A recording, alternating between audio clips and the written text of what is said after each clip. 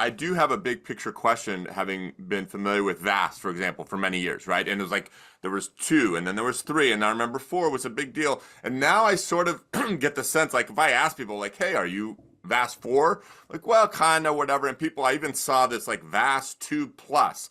So somehow it's had huge success, huge traction. It's been super important. But I asked this is kind of a tough question I asked to Ray, but I'm going to start with you, David. Is VAST now getting like too big for its britches? Is there something else that needs to be looked at to help smooth out some of these workflows? You tell me what you would answer if someone said, "Where's VAST today?"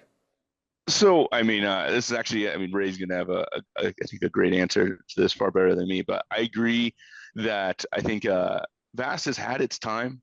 It got a lot of baggage added over the years and so forth, and complexity that kind of, I don't want to say messed it up, but made things a little more convoluted at times. It still has value, but I do think that as we look towards the future, there's the potential for revolution, innovation, whatever you want to call that, on how we can evolve into something other than what VAST was, and more towards what we need, and maybe a little leaner, cleaner towards the future. All right, Andrew, real quick, and then I'll go to you, Ray, for the final on this one. Absolutely. I think was very well said by David. VAST continues to hold a really strong place, but I would look at it similar to the adoption of OpenRTB within various ad serving platforms that used to use VAST. And similar to OpenRTB, it's only as good as the custom extensions that your upstream partners have integrated and your downstream partners have integrated. And I think that holds true for any transaction standard that's being used between these different pieces of technology. There's a standardization and there's a format, but there's still customization at various layers to account for different business models, different technologies, custom solutions.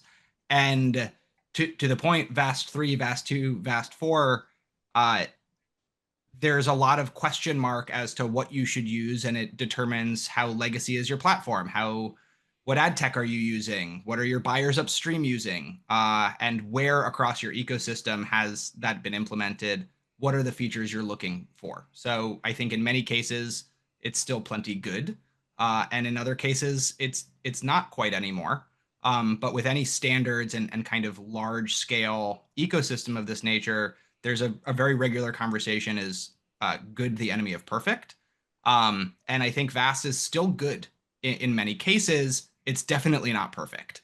And I'm curious to see where we go with OpenRTB, direct XML integrations, deeper integrations into publisher technology, in what we've seen within mediation layers integrating with Exchange and ad server technology. More data passing through, more IDs being utilized equals a better customer experience. And I think that checks the box for publishers, advertisers, and the technology platforms in between. If we all know this is the same ad, then we can ensure publishers aren't seeing it back to back. We can provide better customer experience. So you brought, I okay, think it's one quick follow-up for you, though. I really want to cover this. So you mentioned the term mediation layer, and then you kind of taught me a little bit before we got on here. Help me understand, where does this term come from, and what is it today? I think this is really the growth of how publishers connect to ad solutions. And I think for a very long time, that mediation layer was the SSP, who was your partner in connecting to a variety of demand sources. I think over time, as CTV developed, SpringServe's, Publica's, and other ad tech solutions began to grow, that layer shifted downstream with more control to the publisher, being able to make decisions, being able to control that layer in a different way. I think that's going to continue to shift. But to me, mediation layer is the final layer that the publisher controls to determine what ads are viewed by the end consumer and why. So that's where rules are set, standards are determined, and the controls are triggered for brand safety, for customer experience, for all of the variety of different use cases, and where Ray's IDs are going to end up being the most powerful for the publisher in terms of that customer experience. The way I see it is the way video advertising has evolved. It's no longer one size fits all. It's not even one size fits many. there's so much fragmentation and differences in goals. So it's no longer just TV advertising for brand awareness. There's this two-way communication between the viewer, the device, and the publisher and the advertiser that allows for a more robust and flexible model. So yes, VAST has been around a long time and it is a strong building block.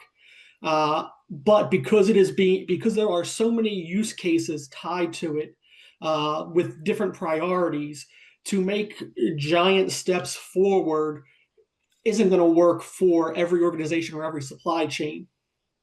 So we're looking at what are these small changes that we can make that will allow for greater flexibility, greater customization, and greater adaptability across the industry. And that's similar to ASIF. But then also not throwing out everything that was already done, but trying to expand upon that by additional standards or additional use cases. So for instance, we have our CIMID standard, which is used for interactivity. So it's still, working part with VAST, but also having this additional feature set that's built upon a widely deployed platform.